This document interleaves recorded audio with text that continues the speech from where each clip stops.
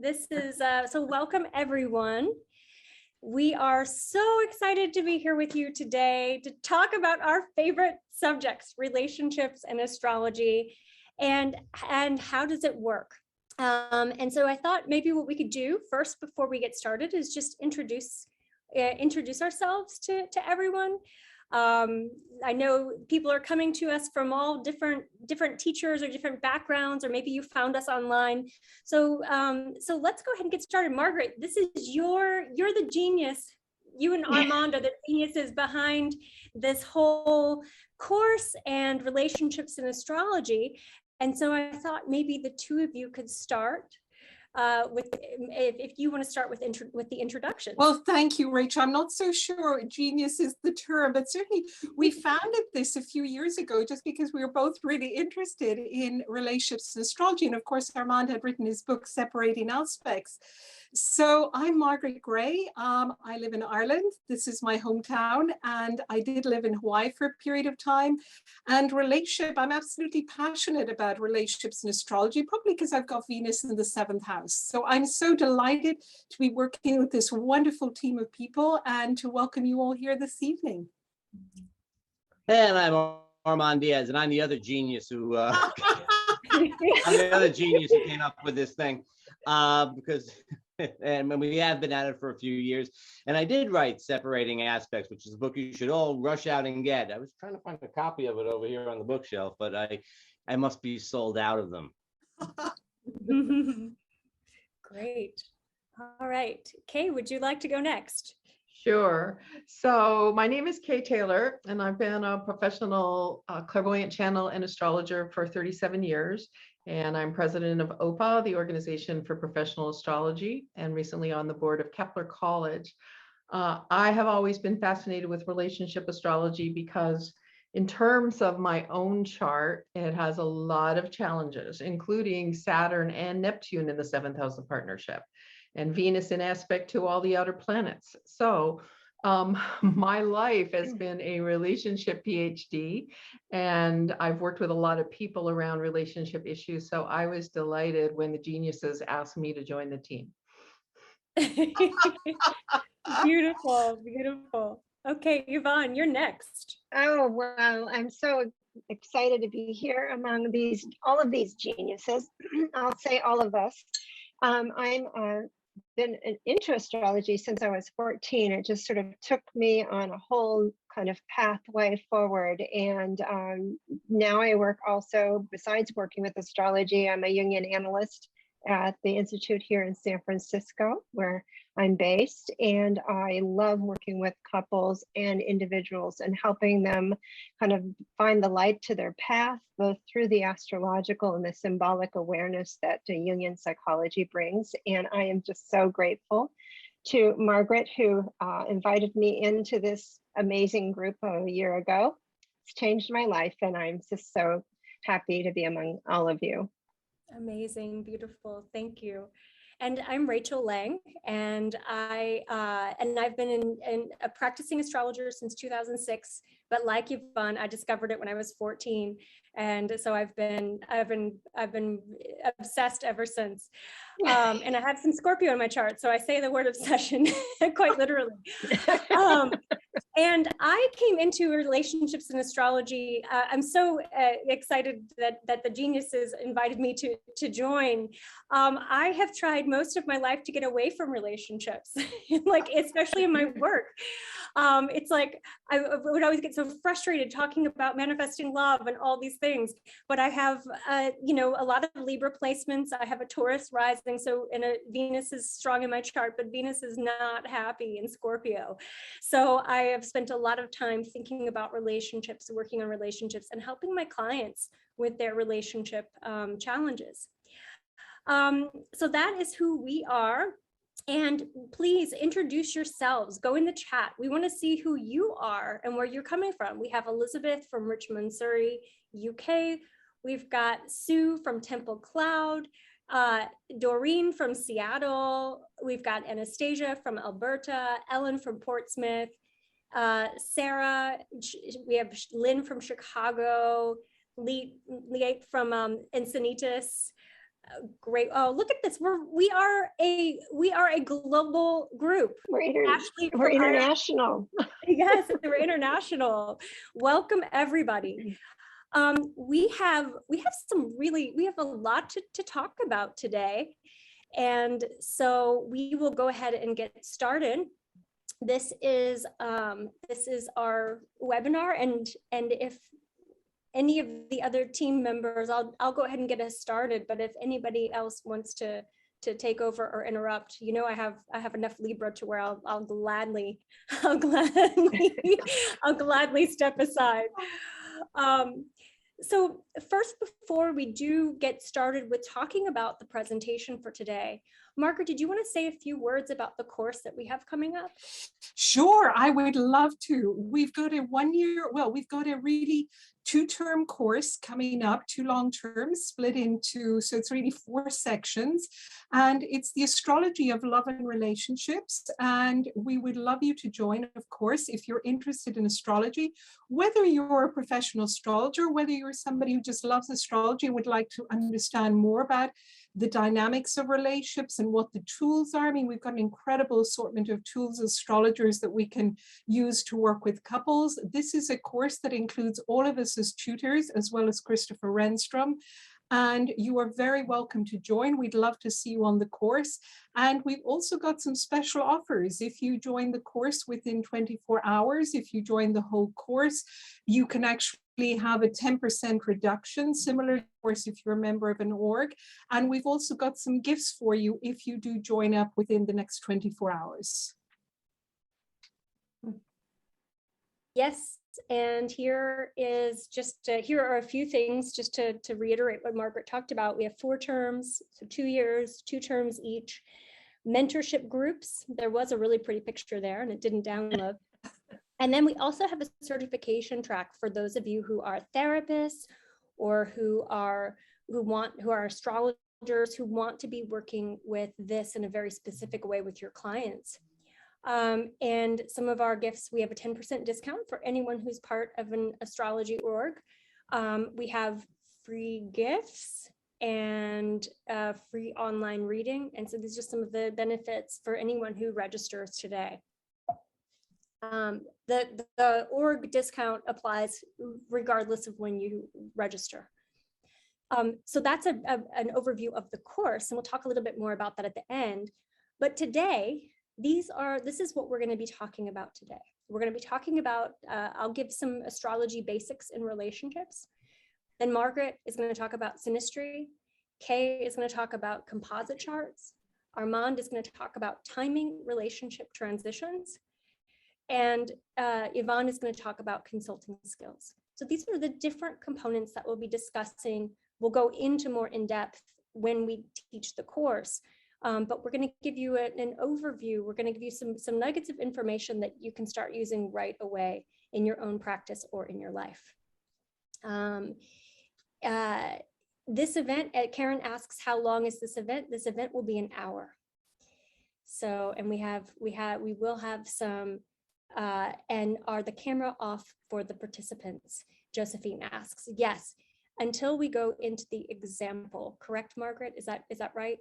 Yes, as far as I know, when we do the live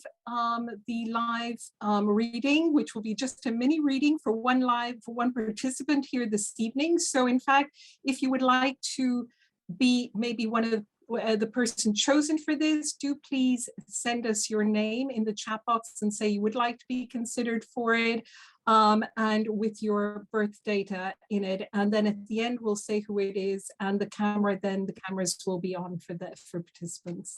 Margaret, if I may interrupt, just so the chats don't get all mixed up, since I'm the one doing the drawing for the person, if they could just put their name in the Q&A box instead, that's like separate, and then not put their birth data in that everybody's going to see, just the person who's going to get the reading. We'll get their birth data at the time. Thank you, Kay. That makes a lot more sense. Yes, thank you. Yeah, and also just so that you know, when we teach the longer course, when we teach the course, it'll be interactive. We will be on camera if you choose to. So the format will be slightly different. So let's talk about just some basics about the astrology of relationships. So first of all, there are so many ways to approach relationships astrology, because astrology itself is a study of relationships. When you look at a chart here, you can see all of these different aspect lines going from one to another. You can see the different ways that the planets in a chart relate to one another, and those show tendencies within yourself, within your personality. But even more, on a globe, we can actually take this out. So we can look at this in terms of relationships in your personal life within your own psyche and personality. But we can also see all of the different relationships with the external world as well.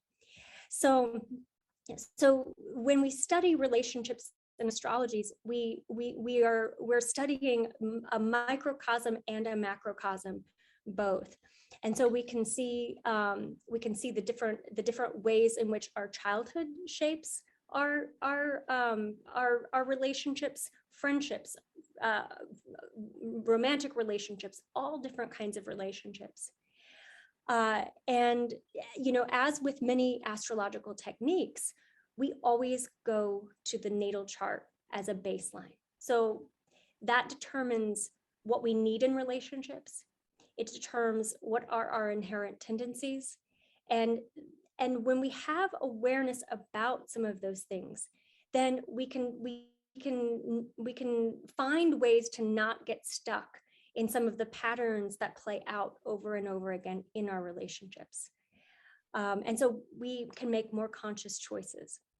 I like to think, this is my Libra perspective, that there is no such thing as incompatibility, because our relationships help us grow. And that's why we attract people into our lives for our own spiritual evolution. So compatibility is a complex art. We can see what challenges there are in relationships, but we can also see what really works well. And every relationship is going to be so unique, and every person needs something different in relationships. While one person needs more peace and stability, another might get totally bored with it. So we always want to go back to the relationship chart, or to the natal chart rather. The other thing is that timing relationships is an art. So we have compatibility as an art, timing relationships as an art. These are all things that we're going to talk about today. But ultimately, astrology is a tool for self-discovery. So we want to look at our chart and see how we can use it to grow. And this is something that we're all of us here on this faculty are really invested in. Not at looking at our chart as a limiting force of this is how things are and this is the way that they're going to be, but more as like our charts are a representation of the living, breathing self. And so we can use astrology. Oh, the black box is in the way. Is there a black box? Hang on one second. Is there a black box? I don't see anything. Okay, the black box is in the way. Okay. Okay. Now I want to talk just about a few things, and I'll go through these pretty quickly. But when we look at our natal chart and look at relationship tendencies, we want to look at all the different planets. So we have the sun, which is, this is the wrong slide, so I apologize. I don't know what happened here, but the sun is like our energy. It's our sense of how we shine our light in the world. The moon represents our emotions, so it's our subconscious. It's the part of us that is feeling and that connects on that intuitive level. Then the ascendant is how we experience the world and how other people see us. And so it's kind of the face that we show the world. And these are major parts of a personality. And so we look at these in terms of seeing just the general kinds of people that we relate with and that we resonate with. Then we have Mercury, and Mercury is so important in relationships because it's how we communicate, but it's also the thinking patterns. and where we might get stuck in a thinking rut. It's also how we listen and take information and how willing we are to learn from one another. And Venus is how we flirt. Venus and Mars are kind of the relationship planets, even though I personally think all the planets are relationship planets. And so Venus is also what we're attracted to, the kind of style preferences we like. And Mars is how we fight. But it's also our passion and how we pursue what we desire. And then we have Jupiter and Saturn, and these are represent the beliefs and kind of the collective energies that we're bringing into a relationship and that are shaping our experiences within the relationships. Kind of like Saturn's like the glue in the relationships. And then we have the outer planets, which are more of that evolutionary aspects of ourselves. And so these are all the natal points that we look at, and then we look at the relationships with them, and then we look at in the houses as well. And so now I'm going to pass it on to Margaret, who's going to guide us into synastry. Oh, Margaret, you're muted. Thank you, Mercury retrograde. Of course, I'm just chatting to myself here. Thank you, Rachel, for leading us into this. And as Rachel said, we always start with the individual chart. That's always the foundation because, you know, I mean, as my dad used to often say to me, we're born alone, we die alone. In between, we have all these amazing relationships with each other. But at either end, there's that awareness that need to be individuals. Now, synastry is the bringing together. What happens when we meet somebody else? So it's the overlay of one or more charts over each other. And it literally means synthesis in astrology. And here we have the people. You can see sometimes we're drawn to somebody, sometimes we're not. Rachel, I would love the next slide. Thank you. Okay. So what does synastry describe? First of all, it's the immediate and literally the immediate energetic connection between two people.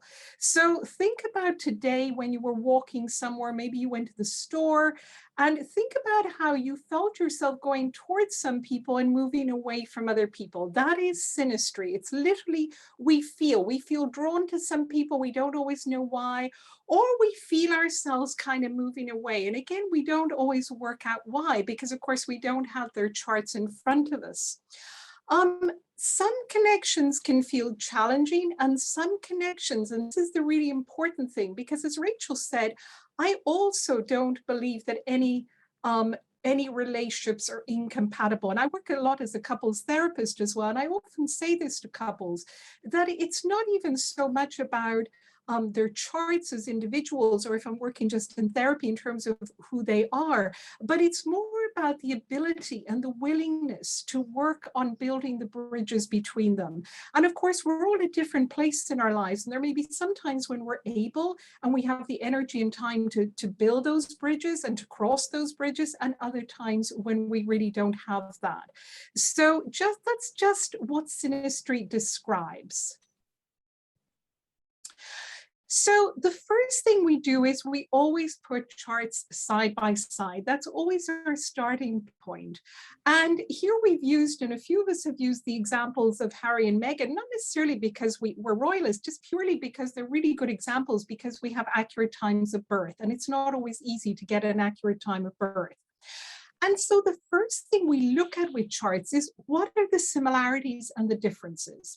And we always start with the elemental balance. And in the case of Meghan and Harry, you'll notice that Meghan has Earth is the function that is a little bit weaker for her. And for Harry, water is the function that's a little bit weaker for him. And often we're drawn to people who have an element, maybe strong elements in something that we're not so strong, because we want to learn about that element. The other thing we also look at is where are their personal planets and where are their generational planets? And Rachel talked about the function of the moon and the sun and Mercury and Mars. So if we look at Meghan and Harry as our example, we'll see that Meghan has the moon in Libra and Harry has a moon in Taurus. So her moon in Libra is quite different. It's an airy moon. It's much more cerebral, and his moon is much more tactile, much more connected with the natural world. However, you'll also notice that his Venus is in Libra. So already you see a bridge, a potential bridge between his chart and her moon. So it's not just about looking at whether that same personal planet is in a similar element or an element that is traditionally considered compatible, like fire and air and earth and water, but it's about looking at what else in the chart can connect. Also, you'll notice that Meghan has Venus in Virgo and Harry has Venus in Libra. But however, he has Mercury in Virgo. So again, you've got another bridge between his Mercury and her Venus. And these are the things we're looking out for. Also, we look at generational planets. Are there generational planets similar or different? And they both have Neptune in Sagittarius, but Meghan has Uranus in Scorpio and Harry has Uranus in Sagittarius. So their ideals are different. However, Harry has Pluto in Scorpio.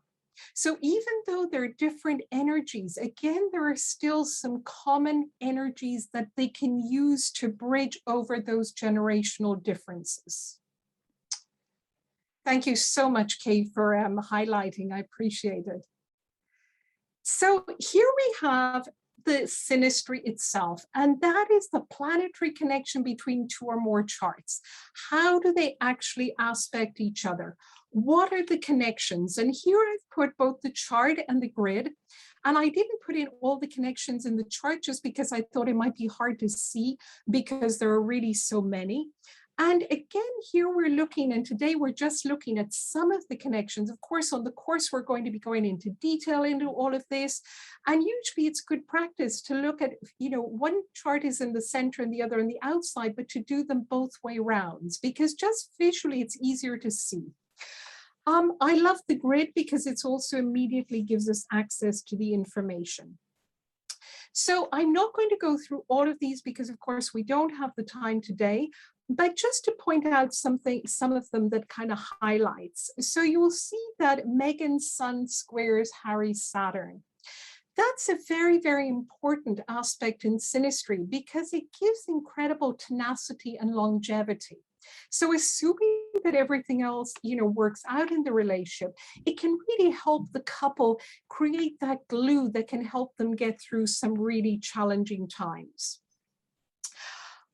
There's also an interesting conjunction here between Meghan's Chiron and Harry's moon. And often we don't look at Chiron connections, and yet they're so, so important because the moon can show incredible compassion to the other person's Chiron. There can be a real kind of sense of healing through that. And it's also the other way around as well, that there's also the aspect between Harry's Chiron and Meghan's Mercury, so that her Mercury at its best can really have an understanding of maybe some of the wounds that he has. And of course, we're human, we're all wounded, we all have Chiron. So I do want to pass the baton on to my colleague now, but these are just some of the things to show you really some of the things we can see with the amazing tool of synastry. Thank you, Kay. Thank you so much. And so here I am to talk to you a little bit about the composite chart. So as we come into the next slide, I think of the composite chart as your chart and my chart divided by 2 creates an average between the 2 positions, and that equals us. That equals the chart of the relationship. So for instance, if one person has their sun in Aries and the other person has their sun in Gemini, that midpoint will be Taurus, and the Taurus will be the sun of the relationship. And so it's very, to cast a composite chart is very simple. You can even do it by hand if you know how to add up and divide numbers. And it's also, once we create that composite chart, a very important aspect to look at is the synastry of the partner's individual charts with the composite. Because sometimes what you get is you get a composite chart that is very connected to one of the partners. So one person feels, oh, this is the best relationship for me. I get the kind of communication I want, the kind of Venusian pleasure I want. This, the identity, the sun of the relationship supports me and matches me. And the other person is feeling like, I love this person. Maybe I have some synastry with them, but I don't feel like the relationship supports me in my own personal life. And we can track transits to the composite chart, just as we can track transits to the natal chart. And this is, very, very helpful for understanding key turning points in the relationship, when the partners want to go deeper, when they contemplate if they're going to split up or not, when they would feel like taking a vacation together. All of these things we can look at. So as we come in next to Harry's chart, what you notice here, as Margaret was saying about the generational energies, Pluto in Scorpio, and you can see that Pluto in Scorpio and Saturn in Scorpio. I think of these two planets having a lot to do with a person's destiny. Pluto is the part of us that seeks personal power and integrity, a depth that comes out of transforming the wounds we've sustained. And Saturn has more to do with mastery and accomplishment and success. And we will keep working very hard to achieve what it is we want to achieve with Saturn. And Saturn in Scorpio power, there's a match and a connection between his Pluto and his Saturn, and they're both in the 9th house, which relates to international affairs, foreign countries. But really at that 9th house level, we can think of it as the place where we discover the meaning of life. So for Prince Harry to be in alignment with his generational power and his personal sense of destiny, he must be connected to a greater source of meaning in the world. We're just going to pull out these, just one little piece of each of their chart, just so you can see how it works with individuals and composite. So now if we move next and start looking at Megan's chart, and you can see here at the bottom that she has Saturn and Pluto both in the sign of Libra. So she's of a different generation and a different subgeneration. Her mandate in terms of coming into personal power has to do with relationship, harmony, balance, peace, and justice. And even what she's building on that Saturnian level for success includes those energies. So she's going to work hard on relationship in this life. And the sign of Libra also can have to do with artistry. And we know that she has been an actor in this life and has a really great level of creative talent, both from the Libra planets that are strong and also all of her Leo. So you see here that, she like Harry will have a certain level of focus, but they're different signs, right? They're both cardinal signs. They're both building signs. But there's a different flavor, and also there's a different area. It will be really important for her about her message and communication, 3rd house, and home and family, 4th house. Now, as we move next into their composite, you can see that the midpoint of Harry's Pluto and Megan's Pluto ends up being 26 degrees of Libra. And Saturn is 24 of Libra. And it's in the area of work, service, and health, the 6th house. And this is the part of the chart where we serve, where we are devotional, where we work tirelessly for something that matters. And so you can see that as they came together, and we know from their histories that both of them have been working as activists and in social justice causes independently before they met. So when they come together, one of the things that's going to feel really good for them is the relationship brings these planets together in the area of work, and they're going to want to work together.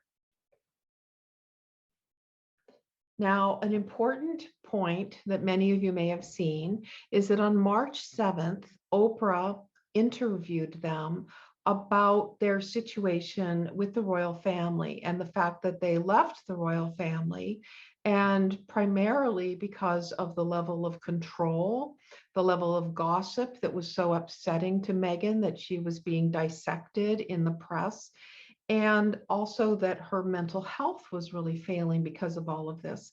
And we know that Harry's mother, Princess Diana, had extreme mental health challenges, and partly because of this nature of the royal family. You know, it looks so great to become a princess and marry into a family like this, but the duties and responsibilities and the control and the being under a microscope can be quite painful, especially for a sensitive person.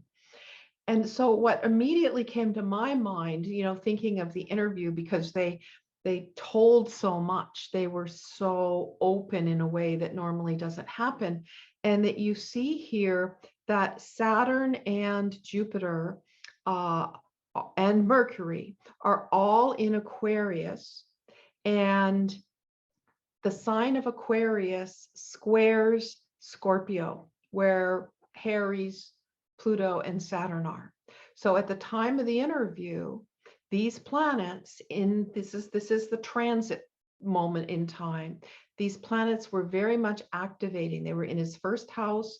It was like he's coming forward, he's setting a boundary, he's telling the truth, he's living in accordance to his meaning, and he is breaking away. He is rebelling, and he needed to do that in terms of who he is and the power that he's building. And then meanwhile, Pluto at 26 degrees Capricorn was squaring her Libra planets, her Libra Saturn and Pluto. And so you can see, just by this simple example, just looking at a couple of major planets in each of their charts, you can see the story unfold. And as the others have said, you know, we are giving you just this little taste of what relationship astrology can bring. And as we work with you in the, you know, the real class, the 28-week certification or pleasure class, depending on your choice, we will go into a lot of detail with charts, including the charts of the group members, because we'll be much more personal at that time. So I hope you decide to join us, and I will turn the screen over to Armand. Thank you so much, Kay. Wow, a 28-week pleasure course. That sounds pretty good.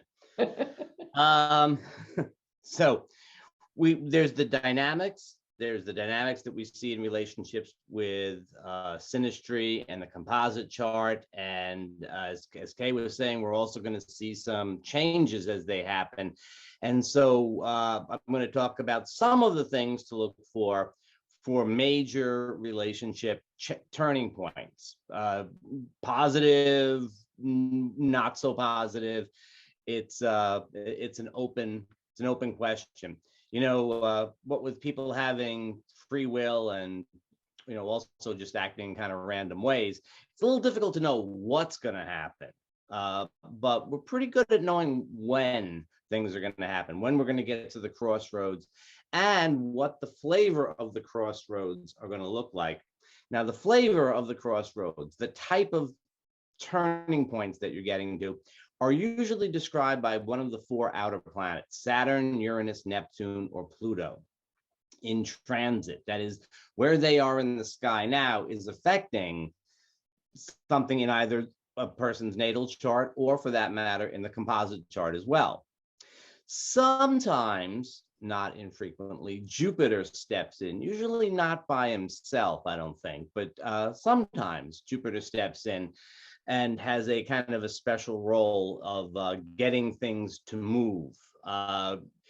Jupiter tends to infuse us with a sense of optimism, faith in the future, I can do it kind of energy, which is terrific. And it gets things moving. Sometimes it says, let's get together, we can do this. Sometimes it says, I can go my own way, I can do that. So Jupiter is kind of a little bit of a special case, but Saturn, Uranus, Neptune, and Pluto really describe Saturn, the hard choices that need to be made. You know, this is a serious decision we're gonna be making over here.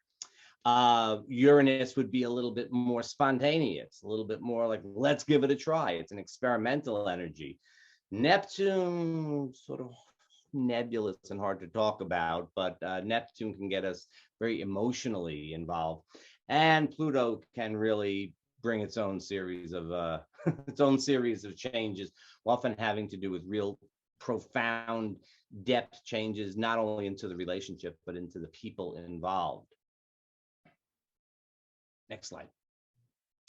So these transits, but transits to what, we might ask? And it could really be to a lot of things. But the three big ones to look at first off would be transits to Venus, the seventh house, or the descendant. You know, Rachel was talking about the ascendant, the degree that is rising in the east when a person is born. The descendant is exactly opposite that. It's the point that is setting in the west, and it is the beginning of the sector of the chart that we associate with relationships. And so when planets come into the seventh house, when they transit into the seventh house, they affect relationship. And then there's the ruler of the seventh house. That is, whatever sign is on the cusp of the seventh house, there's a planet that is associated with it that we say rules it, or, you know, is at home in that sign. And so transits to the ruler of the seventh will often be significant for relationships. There's a little bit of a difference among these things, although, you know, there's a lot of overlap too. When there's a transit to Venus, very frequently it is a change in the basic approach to relationship. There's some modification of the way that you're relating, at least while the transit is going on. When it is a transit to the seventh house itself, it's very frequently the relationship, or, you know, a potential relationship that is affected. So it is a little bit more like something happens that the person, you know, something happens that the person is clearly aware of. And the ruler of the seventh actually often refers to changes in the partner, or potential partner would also be included there. That is certainly a very rough sketch of what might happen. The question of whether things are going to happen in your relationship or whether they're happening to you, it's a bit of it's a chicken and the egg problem, you know. Do things manifest out in the world, or do they manifest within us? Well, really both. What this will tell you, though, is usually where the person feels it's coming from. And we can fine tune it with aspects. You know how you fine tune it with aspects? You take our 28-week course, and then you learn you learn the subtleties of this. Yes, and actually, Armand, someone just asked about the seventh house. Could you? We'll show. So for anyone who has the same question, we will show this when we go through the example. So Sure. So you'll get to see it. Yeah, the seventh house is the house of people that you are partners with. That is, it's a formal relationship type of thing. Not necessarily like a marriage, but marriage would be. But it's the house of the other, the partner. It would also be the house of, like, let's say, a business partner. And it is opposite the ascendant. It's sort of opposite you. It's the person that you're looking at across the table, so to speak. Actually, opponents fall into the seventh house as well. They're kind of our partners in their own creepy little way. All right, we can go on to the next slide now. The doldrums. I'm really not really not being systematic here. I've decided for my section of the webinar, I would just throw random interesting things. And the doldrums are certainly a random interesting thing that happens. It's the time really when nothing is happening. I often say that when significant transit is coming up, people's second greatest fear is that something terrible is going to happen. And their greatest fear is that nothing is going to happen. You know, that we may not get anything shaken up, may not get any big changes. Well, usually the major transits, like I was talking about, usually something does happen, but there are some times when we have the doldrums, and those are indicated by, next slide. We look at those same relationship planets and points, Venus, the 7th house, and the ruler of the 7th house. We also look to the 5th house and its ruler. The 5th house is the sector of the chart that is associated with one's joy. It is creativity, it's children, apparently a source of joy. It is romance. It is, it's that thing that you love to do. And it is so also the romantic aspect of things.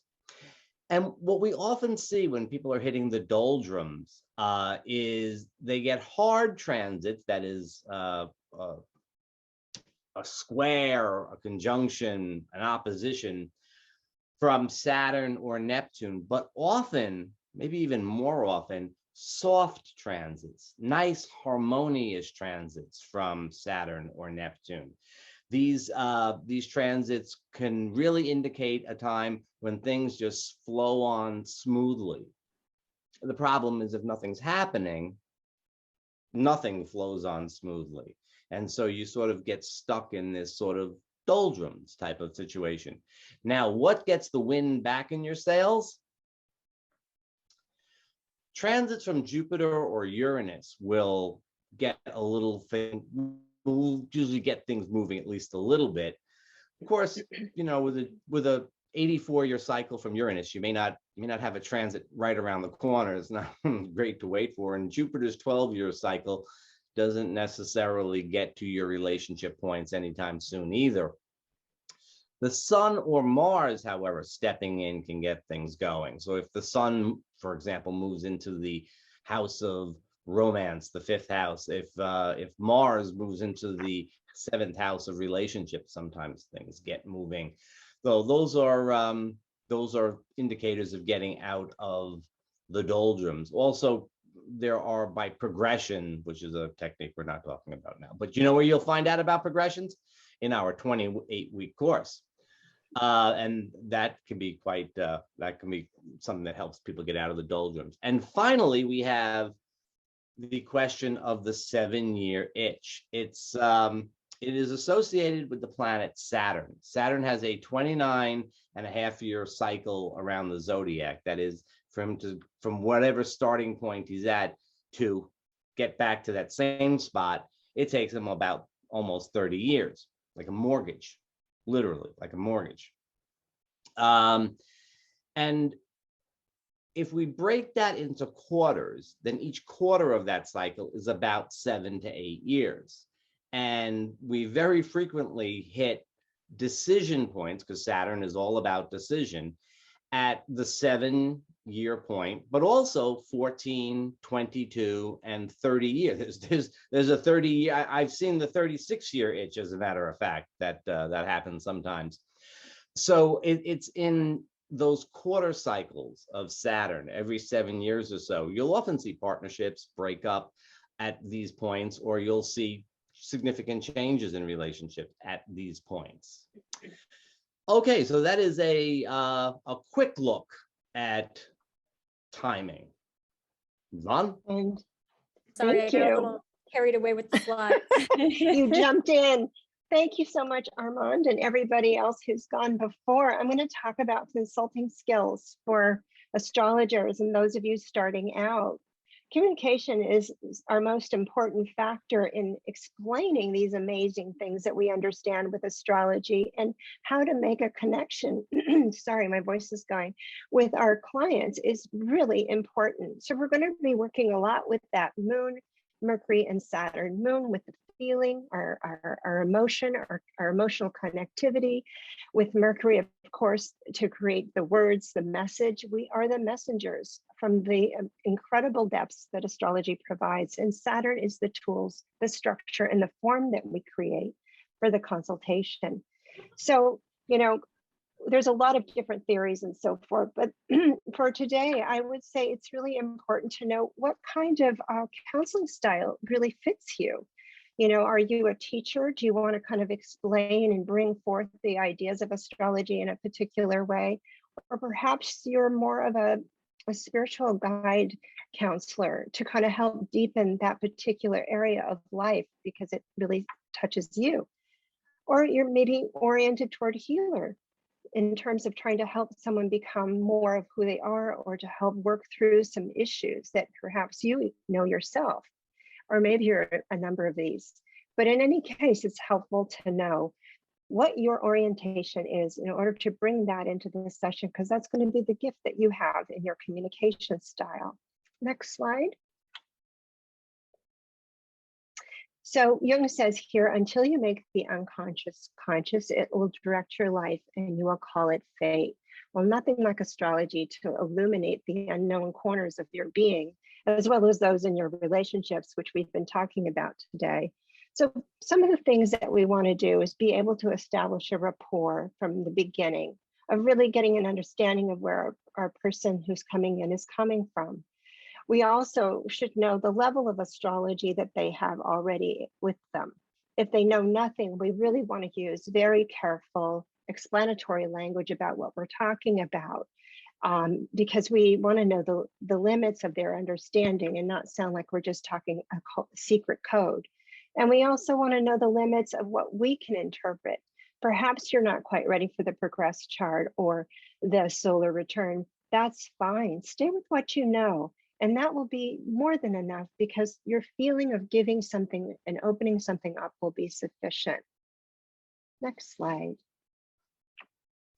Sometimes as sessions get underway, people want to talk more than they want to listen. And that's quite normal. Often an opportunity to talk to someone about the deepest parts of ourselves opens up a floodgate.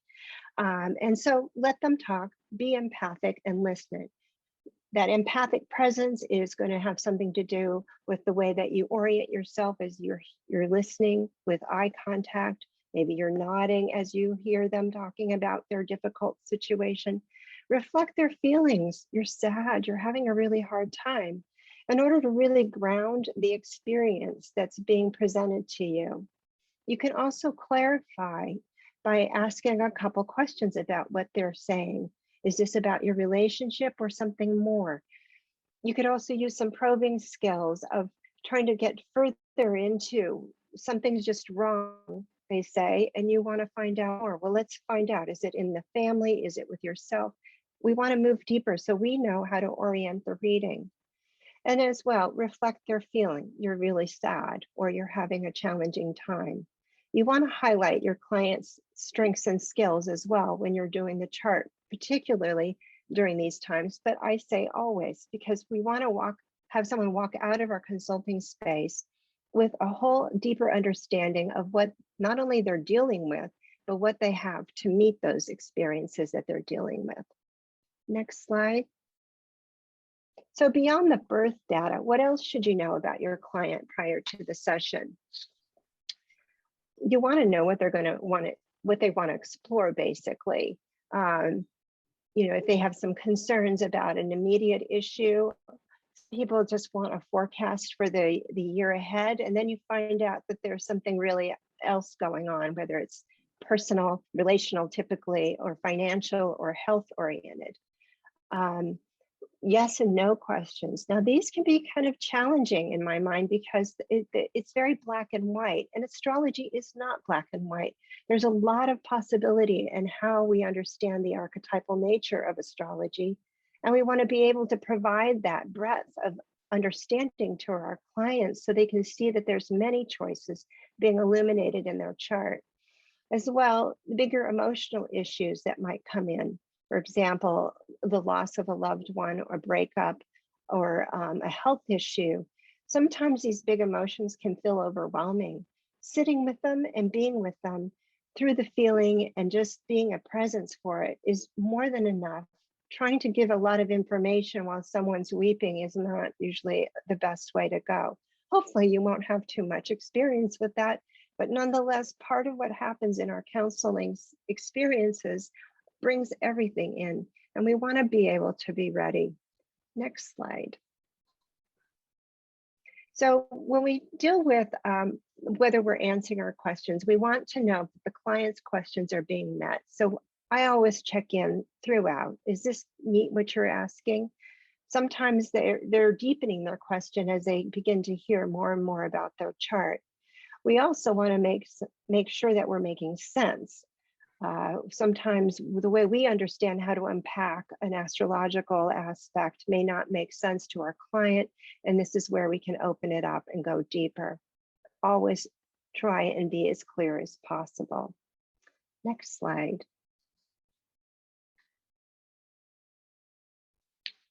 So when we're working with couples, particularly, things can get really complicated, but it's important to kind of continue with the eye contact, making facial, noticing the facial expression.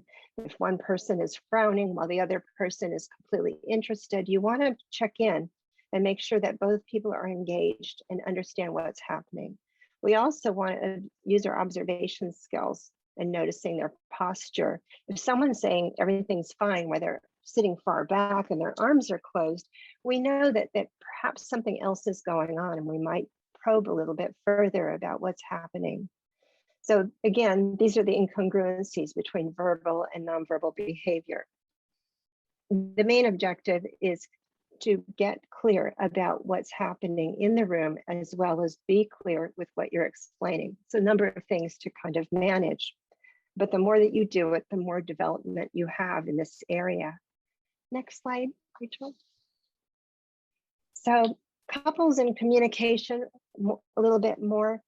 I usually try to find out what they're wanting to know before the session, and making sure you have enough time. An hour and a half to 2 hours is usually the time that I give. Beyond that, you want to make sure that you have the energy to hold that kind of frame for that long. Things can get very complicated and extended. I also feel that you have to engage both in the session. You want to check in if one person is dropping back and not participating. And also know your strengths and biases, not only with couples, but with all your clients. If you have particular attitudes about the way certain people live or who they are, you need to be aware of that before you go into the session to be the most clear channel for the astrological material. And we're going to be talking about all of these things and more in the 28th week class that we'll be presenting. We hope you'll join us. Shine that loving wisdom.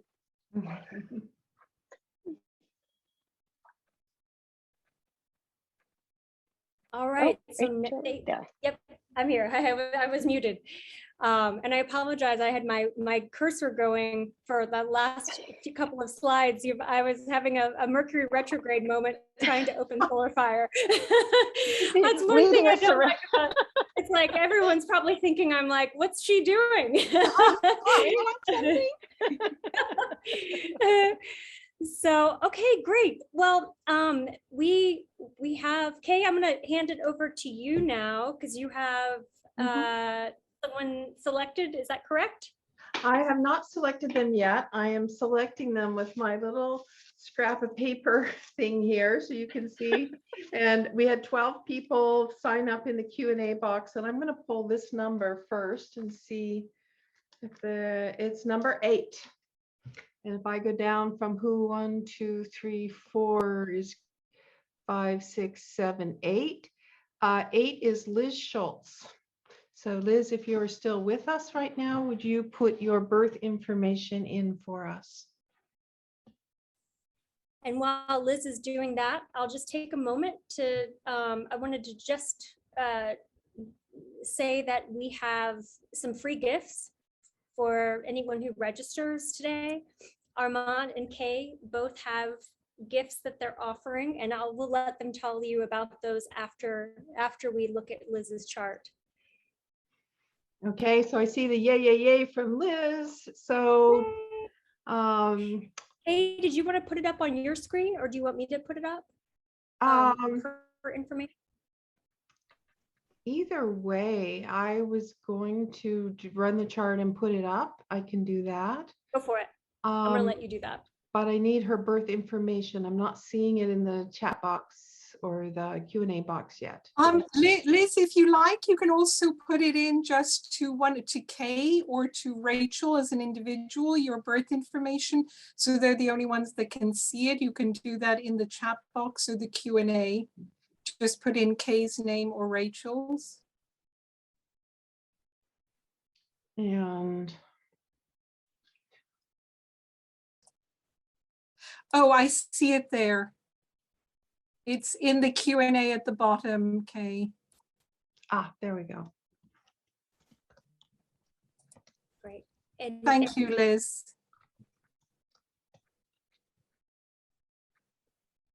And just while Kay is doing that, just a reminder that you can sign up for the course on our website, which is www.relationshipsandastrology.com. And if you sign up within 24 hours, you get a 10% discount, whether you're a member of an org or not. Even if you sign up after that, if you're a member of one of the main orgs, you still get a 10% discount, but you don't get one of the wonderful free gifts, which Armand and Kay are going to tell you about after the reading. So stay on to hear more about the free gifts. Well, actually, while we have a minute here, why don't I just do it while someone is making up the Sure, chart? yeah. Okay, go for it. So if you sign up, if you've taken the webinar and you sign up for the course, you will receive an autographed copy of Separating Aspects, the Astrology of Breakups, Divorce, and Other Partings, which is actually a book about relationship astrology. It's not just about breakups, but it's got a little bit of a spin on it. And so you'll get a copy of that, and it'll be signed and sent to you. And it's Del Horoscope magazine says it's bound to be a classic. So it's a great book. I reviewed it years ago. It's a fabulous book, gives you lots of information. And that's if you sign up for the whole course within 24 hours. And also, Kay is also very generously also sending some copies of her book. Kay, if you'd like to say something about that, we'll write it. Oh, there, wonderful. Soul Pathway. Soul Pathway, which includes a certain amount of astrology about the lunar nodes, Pluto and Saturn, as well as developing your intuition and spiritual awakening and all the things that I do. Or you can have this wonderful book from OPA, Professional Astrologer. And this is a book that tells you how to launch or expand your practice. So this is an anthology book with a lot of different people wrote chapters on consulting skills, finances, what the orgs mean, and how you can develop yourself through professional organizations. So everything that you need to know to become a professional astrologer, which is something that's often missing in our trainings, is in this book. So same thing. Now, I don't know if we're giving each book to everybody who signs up, or if they choose one of these books, if they sign up. I think that's more reasonable with the absolutely a choice of one of them. Yes. Yeah. So because we have a lot to offer here, as you can see from meeting us today. And let me now share the screen for Liz. And you can all see this, I believe. And I believe we're going to all talk about Liz's relationship astrology. And if we just everybody taking a look here, we're seeing that Sun in Aquarius in the 8th house, along with Mercury and a Venus retrograde in Aquarius in the 8th. We have a Cancer rising and a Moon in Taurus. Where do we want to start? Who wants to jump in and talk about Liz?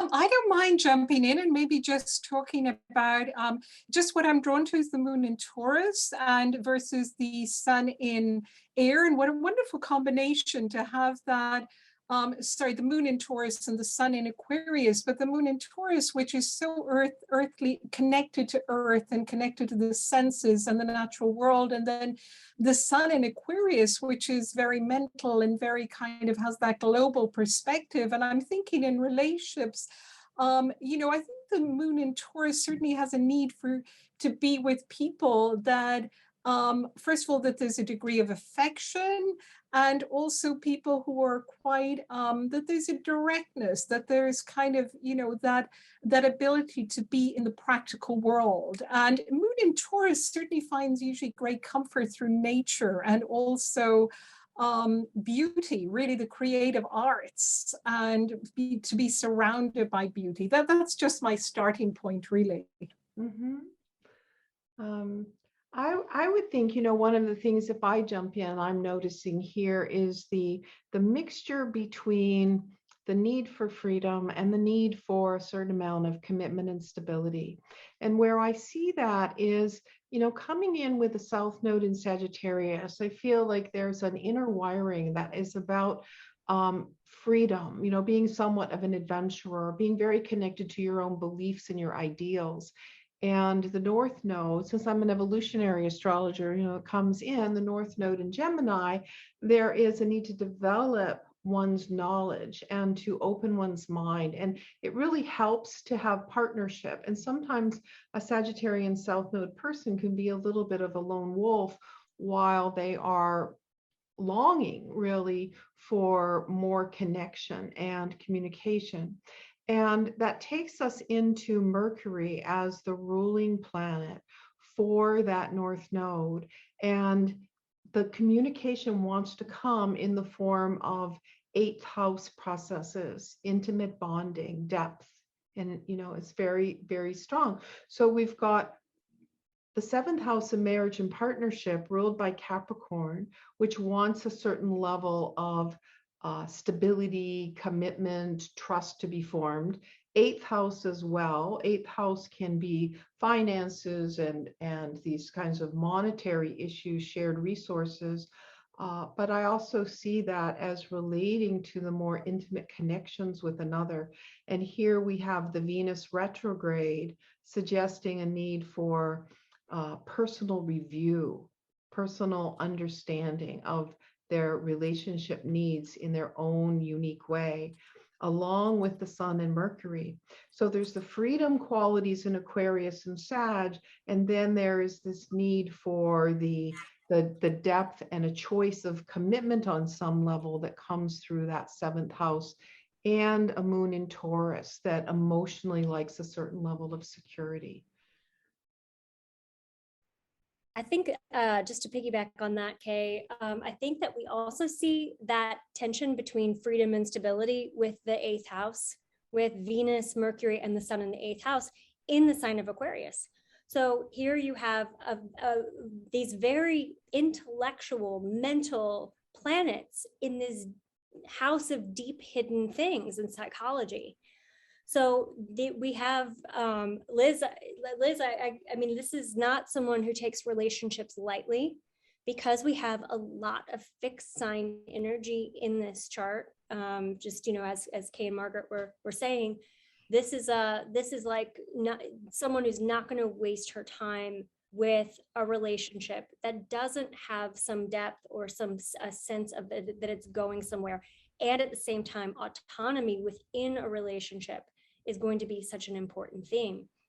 I'm also aware of the fact that her moon is at 10 degrees Taurus. And so now we're going to I'm just going to tie in, moving away from the natal chart and looking at transits for a second, because we have Saturn, and Saturn is moving, transiting Saturn is moving back and forth over that point, squaring the sun. And so this would be a time in her life where commitment is something that she's thinking about, either because it's feeling like there's a lot of pressure within a commitment, or because she's wanting to make a commitment that has to do with home, with family, with deepening a level of commitment. And so this would be a major theme that's happening in her life right now at this time. Rachel, no. just to quickly Oh. jump in and just say that also the Saturn is aspecting the ascendant descendant. So there is again the theme you said of commitment and thinking about relationships, the focus on relationships. Yeah, and because this is her sun and moon and ascendant are all also in the mix of the Saturn-Uranus tension that we have going on in the collective right now, which is Right. really looking at that balance of commitment and freedom and the tension between those two things. So this is bringing this out in her natal chart. Like her natal chart already shows this tension, and so right now it's like, wow. Like there's just a lot of energy. A lot of energy. If I just add on to that a little bit more, in my feeling of that the moon sun, they're squaring each other with the Saturn Uranus. You know, I imagine Liz is really having to kind of deal with sort of her own emotional, bringing her own emotional needs into sort of conscious awareness in a way that is maybe pressuring a whole different sort of self-expression that hasn't been there before and may feel very challenged right now. Mm-hmm. Yeah, and I would just add, it's very notable that the moon rules the whole chart, moon ruling Cancer, and it's in an exact sextile. So how she's moving forward, how she perceives herself, greeting and meeting the world, and how people see her is going to be very affected by the ultimate results of her integration of the sun-moon square. Yeah. One thing that I Armand, you have noticed. last comment? I'm sorry. Oh yeah, Armand, go for it. Thanks. Well, you know, going back to the natal chart, one thing that strikes me is that with Venus retrograde, there's often it takes a while to get relationship stuff sorted. It's by no means is it any kind of a block, even for good relationships early in life, but it takes a while to sort of know where you are with relationships. And that's also echoed by the fact that Capricorn is the sign on the 7th house cusp. And so relationships are ruled by Saturn. Very frequently, you see that, especially up until the Saturn return at around age 30, the areas of life where Saturn is strong, you don't necessarily get quite the traction that you might have otherwise. And so that's another indication that relationships get better as you go along in life. The early relationships with Venus retrograde and with Capricorn on the 7th house cusp, it looks to me like early relationships, while they could be great, they get better. they get better as you go along.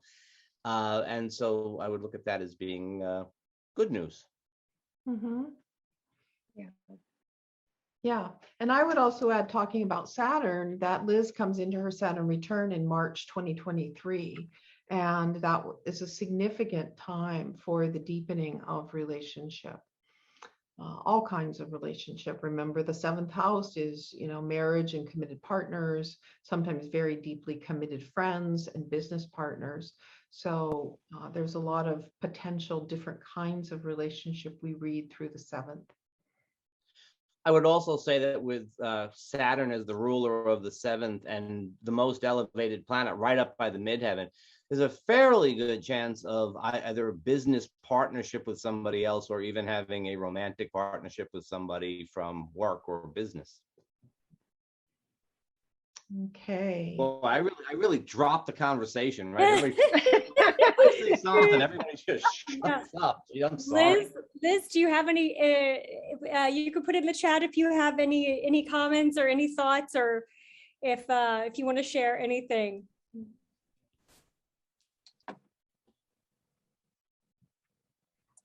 I think there's a way we could let Liz talk. We could. This is awesome. Open up to get her to speak. That's great. Oh, good. Yeah. Yeah, we'd love your feedback if it's good. Here. Okay, I gave her permission. Okay, Liz, you are on. Wow. Okay. Thank you. So I was just going to say, currently I'm studying deeper into some Buddhist study, like a month-long sitting practice. So I think what you spoke about, starting to really kind of reflect even more inwardly, that really hit home. And the fact that, you know, I really didn't have any meaningful, deep relationships until I probably turned 29, 30. So instead of feeling like, oh, what's wrong with me? Why is everybody else, you know, hooking up and getting married and everything? It's like, oh, it's because it was right here in my chart. So that was really interesting. And I would say a lot of people, when they first hear my sun sign and hear that I am an Aquarius, they're like, oh, you're not typical. And I do think that my rising sign, as well as my moon, do kind of save me, or would you say balance me out? So you definitely emphasize that. And I'm not hearing too much about Jupiter or Neptune. So those have always kind of been a little mysterious to me, but this has been wonderful. So I know you can't hit it all, but this has been really, really amazing. Liz, Great. thank you so much for volunteering your chart. I mean, it's just so helpful to have somebody who's able to also give feedback on it. So we're delighted that it was of some help to you. And, you know, as everyone said, when you're doing the course, for those of you who'll be joining us on the course, you will be working with your own charts and of course with the charts of your loved ones and friends and family. So you'll get an opportunity to really get to understand those relationships on a multitude of levels. Great. So if anybody wants to go ahead and register, the website is open, right? It's relationshipsandastrology.com. Many of you signed up through that. And you can go and sign up and then let us know which book you want. And if you have questions, there's an email address. You can email your questions about the course. There's payment plans available. And we're willing to answer all your questions to make this as easeful as possible. Yeah, great. Yeah, we hope to see you in this course. We're all very excited about it. We've been working on it, and we have some incredible information. This is the course I wish I would have had when I was starting out with my practice. Mm-hmm. So thank you all for joining us. Thank you all for being here on your Sunday, and wherever you are in the world, we hope you have a lovely rest of the day or evening, and we hope to see you very soon.